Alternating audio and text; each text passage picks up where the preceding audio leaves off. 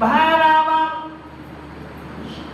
এই সূরি জড় পদার্থ সেও আল্লাহর কথা শুনলো।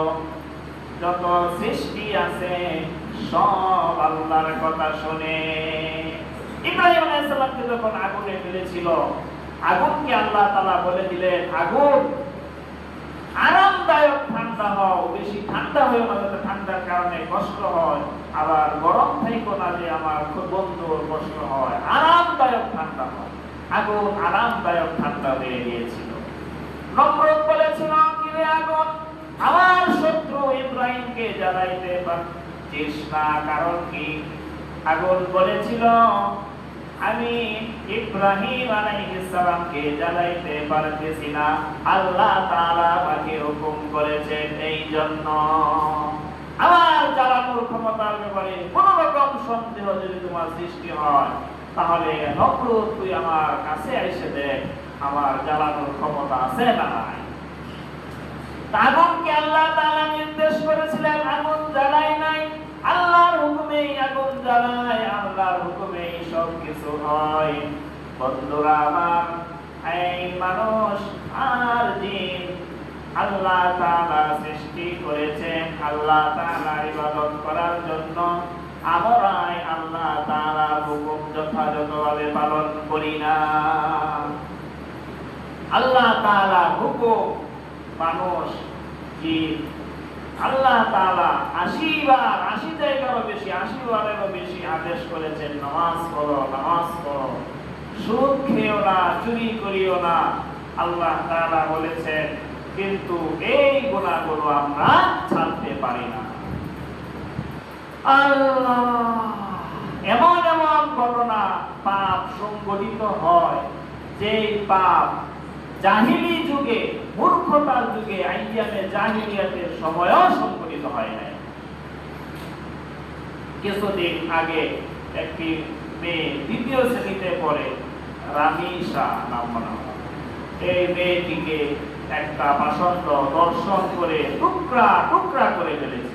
আইয়ামে জাহিলিয়াতেও মনে এরকম পাপ, এরকম বড় পাপ সংঘটিত হইল। ভাইয়েরা আমার, ওই যে পুরুষ যে 2য় শ্রেণীতে পড়ে শিশুটিকে এরকম ধর্ষণ করেছে, যদি আল্লাহ তাআলার কোরআনের আইন দিয়ে যদি বিচার করা হইতো, আল্লাহ তাআলা বলে দিয়েছেন, কোন বিবাহিত পুরুষ যদি জিনা করে তাহলে তাকে জনসম্মুখে পাথর মেরে মেরে হত্যা করে দাও। বিবাহিতরা যদি জিনা করে, কারণ বিবাহিত তার যৌন চাহিদা পূরণের আল্লাহ তাআলা বৈধ ব্যবস্থা করে দিয়েছেন, সে যদি জিনা করে তার ডাবল শাস্তি। আর অবিবাহিতরা জিনা করে না, শাস্তির একটু হালকা আছে। আল্লাহ তাআলা বিবাহিত মানুষ যদি জিনা করে তার ডাবল শাস্তি, কড়া শাস্তি দিয়েছেন, যে পাথর মেরে তাকে হত্যা করে দাও। এইরকম স্পষ্ট প্রমাণাদি আছে, তারপরেও এরকম শাস্তি প্রয়োগে বিলম্বনা, যে এই 1 মাস চলে যা, 2 মাস চলে যা, এই যে প্রবণতা, এই কারণে পাপ, অপরাধ, দর্শন এগুলো বন্ধ হচ্ছে না। 1 সপ্তাহের ভিতরে, 2 সপ্তাহের ভিতরে যদি চেষ্টা করা হয় বিচার প্রয়োগ করার, কার্যকর করার সম্ভব, এবং যদি আল্লাহ তাআলা যে বিধান দিয়েছেন সেই বিধান যদি প্রয়োগ করা হয়, সারা দেশের মধ্যে ধর্ষণ, জিনা বন্ধ হয়ে যাবে। কিছু মানুষ আছে এরকম অকৃতজ্ঞ, এইরকম জ্ঞানপাপী, তারা বলবে যে পাথর মেরে জনসম্মুখে একটা মানুষকে হত্যা করা হবে। কিন্তু একটা 2য় শ্রেণীতে পড়ে একটা মেয়েকে যে ধর্ষণ করলো, হত্যা করলো, টুকরা টুকরা করলো, অপরাধটা যে কত বড় ভয়ঙ্কর, ওই দিকে খেয়াল নাই। কিন্তু এরকম অপরাধ তো আরো হবে, আরো হবে, আরো হবে। কিন্তু একটা শাস্তি যদি প্রয়োগ করা হয়, মানুষ ভীত সন্ত্রস্ত হয়ে এরকম অপকর্মের ধারে কাছেও মানুষ আনবে। এই জন্য আল্লাহ রাব্বুল আলামিন বলেছেন, কিসাসি হায়াতুন ইয়া উলিল আলবাব। যদি কেউ কাউকে অন্যায়ভাবে হত্যা করে তাকেও যেন সম্মুখে হত্যা করো। এই হত্যার ভিতরে অসংখ্য অগণিত জীবন রয়েছে। অর্থাৎ হত্যার বদলে একজনকে প্রকাশ্যে হত্যা করলে মানুষ ভীত সন্ত্রস্ত হয়ে আর কোনো হত্যাকাণ্ডই সংঘটিত হবে না। এভাবে অনেক মানুষের প্রাণ বেঁচে যাবে। আল্লাহ রাব্বুল আলামিন আমাদের সব দেশের সরকার যারা আছেন তাদেরকে শুভবুদ্ধি দান করেন। এক সপ্তাহের ভিতরে যেন এরকম জঘন্য অপরাধের বিচার প্রয়োগ করা যায় এবং কোরআনের আইন দিয়ে যেন বিচার করেন, সেই তৌফিক আল্লাহ তাআলা তাদেরকে দান করেন। সকলেই বলি আমিন। ভাইরা আমার, বলতেছিলাম এই যে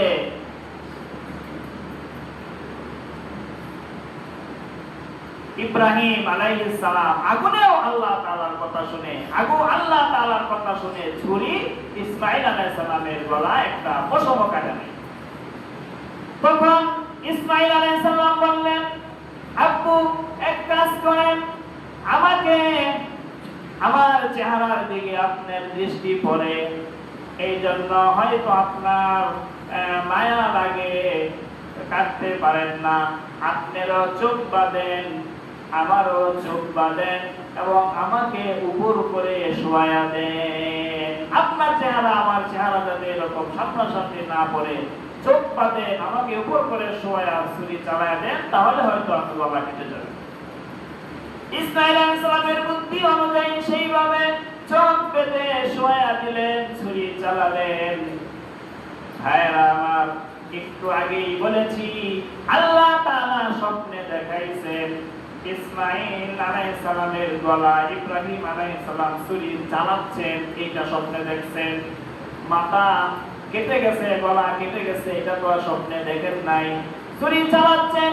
আল্লাহ তাআলা বললেন, ইব্রাহিম বেহেশত থেকে একটি দুম্বা নিয়ে যাও, ইসমাঈলকে সরিয়ে এই আমার খলিলের শরীর নিচে দুম্বাটা দিয়ে দাও।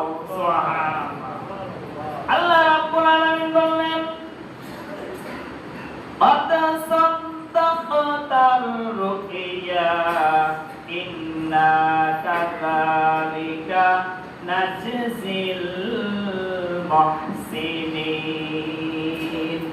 যে হে আমার খলিল, আপনার স্বপ্ন আপনি বাস্তবায়ন করেছেন। সুবহানাল্লাহ। অর্থাৎ আপনি যে স্বপ্ন দেখছিলেন ছুরি চালাচ্ছেন, সেটা তো আপনি ছুরি চালিয়েছেন, তাহলে আপনার স্বপ্ন বাস্তবায়িত হয়ে গেছে। আপনি পরীক্ষায় শতভাগ উত্তীর্ণ হয়েছেন। সুবহানাল্লাহ। বন্ধুরা আমার, তাহলে দেখেন চিন্তার বিষয়, দেখার বিষয়, গভীরভাবে খেয়াল করার বিষয় যে ইসমাঈল আলাইহিস সালামের গলা একটা পশম কাটে নাই। আল্লাহ তাআলা বললেন, আপনি আদেশ পুরোপুরি বাস্তবায়ন করেছেন, অথচ গলার একটা পশম কাটলো না। তাহলে আল্লাহ তাআলা এখানে মূলত চাইছেন অন্তরের অবস্থা, যে অন্তরে মানসিকভাবে আর্থিকভাবে সে কি পুরোপুরিভাবে প্রস্তুত হয়ে যায় কিনা ছেলেকে কুরবানির জন্য, ওইটা আল্লাহ তাআলা চেয়েছেন। আমরা যে কুরবানি করি, সেখানে আমরা কুরবানি করি, চামড়াটা বিক্রি করে দেই বা এতিমখানায় দিয়া দেই, মাদ্রাসায় দিয়া দেই, আর গোশতগুলো কিছু ফ্রিজে রাখি, কিছু আত্মীয় স্বজনকে দেই, কিছু নিজেদের পেটে রাখি। তাহলে আল্লাহ তাআলাকে কি দিলাম? কিছু দিছি? বলেন, কুরবানি করলাম, গোশত নিজেরাই খাচ্ছি, তাহলে আল্লাহ তাআলাকে কি দিলাম? মসজিদে 10 টাকা দিলেন, 1000 টাকা দিলেন মসজিদ নির্মাণে, 1000 টাকা তো আপনার কমে গেল, আপনার কাছে আর থাকলো না। কিন্তু কুরবানিতে দিলেন, সবকিছু আপনার কাছেই হয়ে গেল, আপনার হাত ছাড়া তো কিছুই হইল না। তাহলে আল্লাহ তাআলা এটাই বলেন, লা ইয়ানালাল্লাহা লুহুমুহা ওয়ালা দিমাউহা ওয়ালাকিন ইয়ানালুহু আত-তাকওয়া মিনকুম। আল্লাহ রাব্বুল আলামিন বলেন, এই কুরবানির পশুর লা ইয়ানালাল্লাহা লুহুমুহা, গোশত আল্লাহ তাআলার কাছে যায় না, আল্লাহ তাআলা গোশত নেন না। রক্ত আল্লাহ তাআলার কাছে যায় না। আল্লাহ তাআলা বলেন, তোমরা যে কুরবানি করো আল্লাহ তাআলা দেখেন, আল্লাহ তাআলার কাছে পৌঁছে, সেটা হলো আত-তাকওয়া মিনকুম, তোমাদের তাকওয়া আল্লাহ তাআলার কাছে পৌঁছে। কুরবানির গোশত আল্লাহর কাছে যায় না, রক্ত আল্লাহর কাছে যায় না, আল্লাহর কাছে যায় হলো তাকওয়া। গোশত তো আমরাই খাই, রক্ত তো জমিনে পড়ে থাকে, তাহলে আল্লাহর কাছে যায় হলো তাকওয়া। তাকওয়াটা আল্লাহ তাআলার কাছে যায়, তাকওয়া আল্লাহ তাআলা দেখেন, তাকওয়া আল্লাহ তাআলার কাছে যায়। তাকওয়াটা কি জিনিস? তাকওয়াটা আমাদেরকে বুঝতে হবে। তাকওয়া আল্লাহ তাআলার কাছে পৌঁছে, তাহলে তাকওয়াটা কি জিনিস? উমর রাদিয়াল্লাহু তাআলা আনহু, উবাই রাদিয়াল্লাহু তাআলা আনহুকে বললেন, তাকওয়া কি জিনিস? উবাই রাদিয়াল্লাহু তাআলা আনহু উমর রাদিয়াল্লাহু তাআলা আনহু প্রশ্ন করতেছেন, তাকওয়া কি? উবাই রাদিয়াল্লাহু তাআলা আনহু বললেন, আমিরুল মুমিনিন, আপনি উমর, আপনি কি কোনো সময় জঙ্গল দিয়া কোথাও গেছেন, যেই জঙ্গলে শুধু কাঁটাদার গাছ আর গাছ, এরকম জঙ্গল দিয়ে আপনি কোথাও গেছেন? উমর রাদিয়াল্লাহু তাআলা আনহু বললেন, হ্যাঁ, একবার গিয়েছি, কাঁটা পরিপূর্ণ জঙ্গল দিয়ে আমি গিয়েছি। উবাই রাদিয়াল্লাহু তাআলা আনহু বললেন, কিভাবে গেলেন?